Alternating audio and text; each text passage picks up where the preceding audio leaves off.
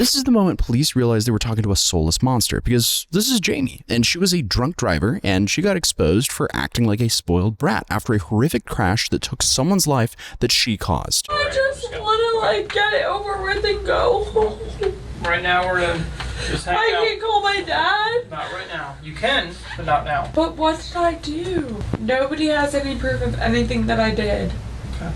So give me the right to call my dad. So this happened back in April of 2023 in Folly Beach, South Carolina. And if Jamie Komorowski's name sounds familiar, it's because this case was basically everywhere when this all first happened. Because that night, 34-year-old Samantha Miller had just married Eric Hutchinson. They had their whole ceremony, they had their reception, and at around 10 p.m., they were all riding in a street-legal golf cart home, going about 25 miles an hour, a little bit less than that because that was the speed limit. But then, out of nowhere, comes Jamie going 65 miles an hour and wrecks into them from behind. So, as you can imagine, the golf cart flew, it rolled and went about 100 yards, it said, and it slung every person out of that golf cart. 3 people on the golf cart were seriously injured, and unfortunately, the bride lost her life just hours after getting married. And Samantha, who was the bride, was still wearing her wedding dress. I mean, this is just something straight out of a horror movie, and it really just reminds you how fragile life really is. But obviously, when police got to the scene, they needed to figure out what just happened, and this brings us to this newly released body cam footage, because Jamie was just completely overwhelmed with what she was seeing. At one point, she was looking towards the wreckage screaming, "Is she okay? Is she okay?" Your name's Jamie, right?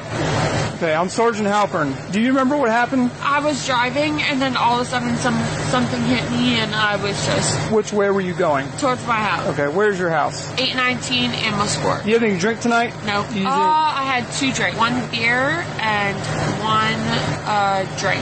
How long ago? That would probably be about an hour. I just want to get it over with and go home. Right now we're gonna just hang out. I can call my dad. Not right now. You can, but not now. And then you have the police, which is just trying to manage this entire scene while Jamie's standing there screaming and crying. But pretty quickly, officers start asking Jamie some serious questions. Hey, were you drinking? Well, apparently. And that's where things go from just horrifying to anyone would be upset from seeing this footage. Because Jamie told police that she had a beer and a pineapple tequila drink about an hour before this crash. She also reportedly tells them that I didn't do anything wrong. And when she was asked what she remembers happening, her version was basically that she was driving and then suddenly someone hit her out of nowhere. And I don't know about you, but that's a pretty wild way to describe driving drunk going 65 miles an hour in a 25. And at this point, police still need to determine if Jamie was impaired or not. And at this point, Jamie makes that process as painful and hard as possible. And this is where we really start to see how intoxicated Jamie really is. Because police ask her to take Phil's sobriety test, but Jamie refuses. She also refuses to take a breath test. And when an officer asked her to rate how impaired she feels on a scale from 1 to 10, Jamie responds, "I would like a lawyer right now, please, honestly." Obviously, she does have every right in the world to do that. But then police say that she's being arrested for a DUI. And that's where things start to flip, because her response is, "How do you know?"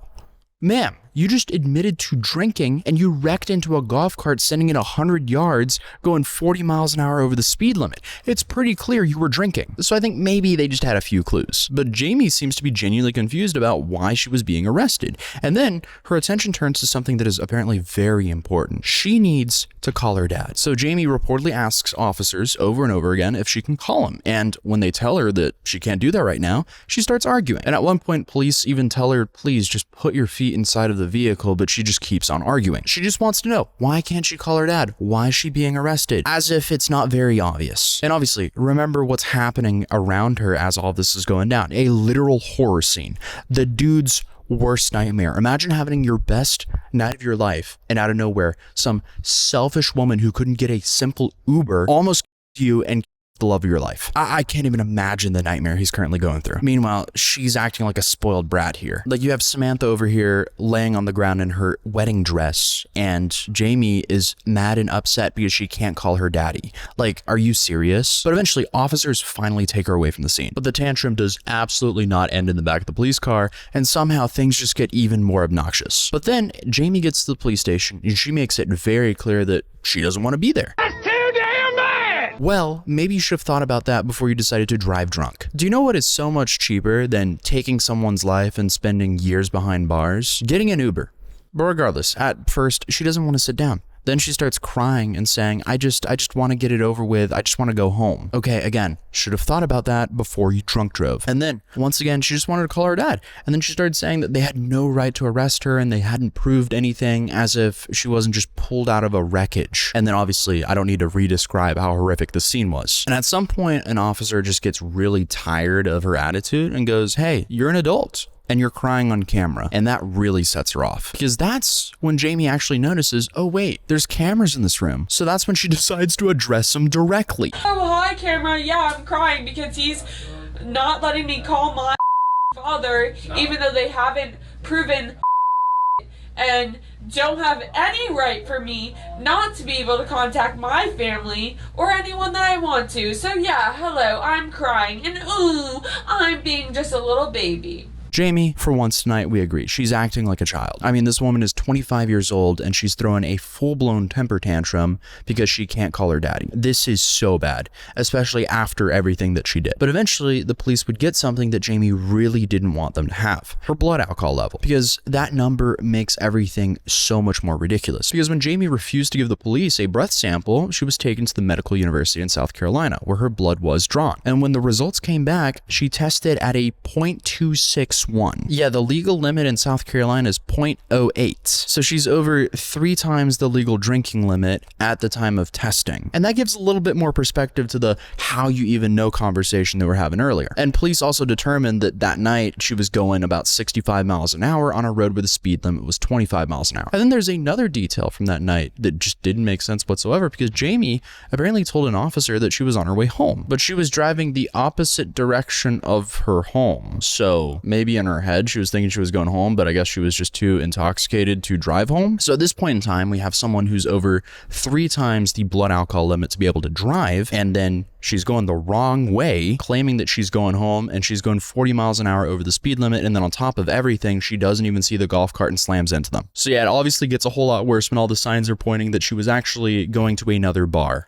I mean, she was going everywhere that night except for home, and driving herself. Komorowski began bar hopping along Folly Beach around 7:50, where security footage shows her arriving at the drop-in bar. Video shows Komorowski taking shots and drinking with a table of other people. Receipts show Komorowski purchased 2 tequila sodas, a beer, and a drink at the drop-in. Next, Komorowski stopped at Snapper Jack's, where receipts show that she bought a vodka drink before her final stop at the Crab Shack with a tequila drink purchase. Komorowski then drove in the opposite direction of her home, heading east on East Ashley Avenue and traveling around 40 miles over the speed limit. So it's safe to say, I mean, the consequences of her actions are awful. I mean, I can't believe that she literally destroyed a family. She destroyed an entire family that night because she couldn't call for a rideshare app. What a pathetic brat. So the husband here, Arik Hutchinson, he suffered from a brain injury and broke numerous bones and also needed multiple reconstructive surgeries. 2 relatives were also riding with them in the golf cart, and they also were injured. And then, of course, Samantha was gone just hours after marrying Arik. His mother later described what happened at the hospital in a GoFundMe, saying that I was handed Arik's wedding ring in a plastic bag at the hospital 5 hours after Sam placed it on his finger and they read each other their vows. Arik has lost the love of his life. Dude, this is heavy. I am so sorry. And I guess if you're watching Jamie in this new released footage and thinking, okay, maybe she hasn't processed what really happened, I mean, I can kind of understand that argument, because obviously she was extremely intoxicated. The crash had just happened, but then the jailhouse phone call started. And by the time those calls happened, Jamie had had plenty of time to process what happened and sober up, because Jamie was, for the most part, seemingly only worried about herself. So 2 days after the crash, Jamie was on the phone with her dad from jail. So I guess she finally got to talk to her dad. And at this point, she knew that Samantha did not survive, and she also knew that Arik and others had been seriously injured. And she also knew that she was facing some extremely serious charges here. But according to Jamie, she can't believe this is her life, and she's asking, why me? I just don't know why this had to happen to me. I don't want to go to prison for 15 years when all of this is done and I can just be happy. That just makes me scared that the media is so involved in it. Why are they so involved in it? Because it sells newspapers. That's why, baby. But that's not going to help me. Oh my God, it's going to be so bad when I get out. Everybody's going to be so mean to me. And how are you doing, baby? I'm filled with How are you, regret honey? and remorse. I'm filled with regret and remorse. I wish I knew if I was going to get a bond or not. I don't know. Why did you do that? Like, were you hoping to win the drunk driving lottery here? Is that what was going on? And the grand prize there is absolutely nothing. I'm just so dumbfounded. It's like, the thing is with drunk driving, especially if you take someone's life while drunk driving, that should be pretty premeditated. You are actively driving yourself to a location to drink, and then after drinking, you are then actively getting in your car and driving. You are very aware that you are drunk driving. But in another jail call released in 2023, Jamie reportedly tells her dad, "I'm just scared, Dad. I don't want to go away for so long. I don't want to go to prison for 15 years. I don't think I'm a threat to society at all, and I am not." And then she says, "I still just don't know why this had to happen to me." I mean, again, you did this to yourself. You did this to this family. I'm like kind of dumbfounded that she doesn't understand this. And also, like, I understand wanting to comfort your daughter when she's facing something horrible, but like, this wasn't some like random bad thing that happened to Jamie. No, she very much so did this to herself. Again, she made the decision to drive to wherever she decided to drink. She made the decision to drink, and then she made the decision to get back into her car and drive to wherever else. And again, according to investigators, she drove 65 miles an hour down a road with a 25-mile-an-hour speed limit. If anything, the person that should be asking, "Why me?" is Arik here, because he had zero control of that. When you get on a public road in the US, you have a certain amount of trust that the person driving on the road with you isn't completely drunk and won't just you. And I mean, that's your civic duty as a driver. If you're driving, you can't be distracted and you can't be drunk. You would think that would be easy, but apparently not, because we have way too many drunk driving accidents in the US. It's absolutely disgusting. I mean, it happens around the world, but it seems it really happens often in the US. But finally, in December 2024, Jamie pleaded guilty to felony DUI resulting in a death, 2 counts of felony DUI causing great bodily injury, and reckless homicide. And at her sentencing hearing, Eric Hutchinson got to tell the court what his life had looked like since that night. And remember, Eric didn't just lose Samantha, he survived the crash himself with a brain injury, numerous broken bones, and injuries that required multiple surgeries. And he told the court that he still thinks about that night every single night. On the golf cart, she told me she didn't want the night to end. And I kissed her on the forehead. And then the next thing I remember is waking up in the hospital.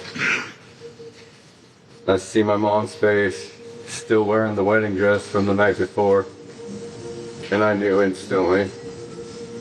That's why I asked for Sam. I knew she wasn't there. So while Jamie spent all of those jail calls wondering how many years she was going to get, Arik was sitting there realizing that his entire life had just been ripped away from him. And Samantha's family spoke as well. Her father, Brad Warner, made it pretty clear that he was not interested in hearing any apology. He told Jamie, "The rest of my life, I'm going to hate you. And when I arrive in hell and you come there, I will open the front door for you." And when it was finally Jamie's turn to speak, she sounded very different from the woman in that police station that night. She told the court that she had realized that she was addicted to alcohol and admitted that she had ignored how her actions could affect other people. She said she is ashamed and is sorry. She also said that she wanted to spend her life helping people struggling with addiction and warning others about drinking and driving. And the judge ultimately handed Jamie the maximum sentence of the most serious charge, 25 years in prison. And that 25 years in prison is actually a little bit more complicated than what it first sounds, because Jamie received 25 years for felony DUI resulting in death. She also received 15 years for each of the 2 felony DUI charges involving great bodily injury, and 10 years for a reckless homicide. But all those sentences kind of get served at the same time, so she gets a maximum of 25 years. And almost immediately, her attorneys try to get that number reduced, because just days after the sentencing, they asked the judge to reconsider, arguing that Jamie's punishment was harsher than sentences handed down to some similar DUI cases. But as of August 2026, when I'm recording this video, that sentence is not changed. So records now show that she is not eligible for parole, and her expected release date is April 24th, 2045. And on top of that, there's also an entirely separate fight happening in civil court, because Arik sued Jamie and several businesses connected to the alcohol that she consumed that night. The lawsuit included Folly Beach bars like the Crab Shack, the Drop-In Bar, and Deli and Snapper Jacks. Apparently, Taco Boy, where Jamie had been employed, was also initially involved in the lawsuit, but was later dropped from the case. So by December December 2025, the final settlement had been approved, and Jamie's insurance provider agreed to pay $160,000, while settlements involving the bars totaled more than $863,000. But obviously, none of that money will get his health back. So just that one moment of Jamie getting into the car drunk destroyed her life and multiple other families' lives. But legally, I guess between the guilty plea, the prison sentence, and the civil settlements, this case was basically settled until August of 2026, this month. Because more than 3 years after that night, police footage that the public had never seen before was just released. And suddenly, everyone was watching Jamie sitting in that police station yet again. Except everyone knows what she did here, so it was just even more infuriating to sit and watch her go, nobody has any proof of anything that I did. Why don't I have the right to call my dad? Why? Because I already explained it. Why? No, tell me right now. Why? Why? I haven't been charged for anything. You're under arrest. For what? For what? For what? Right now you're under arrest for felony driving under the influence. Oh, really? Right, yeah. Do you have the proof of that? We are going to get the proof. Oh, you're going to get the proof. So give me a phone so I can call my dad. Stop. I want to call my dad. Stop. You're making this so much worse for yourself. Really? You are. I want to call my dad.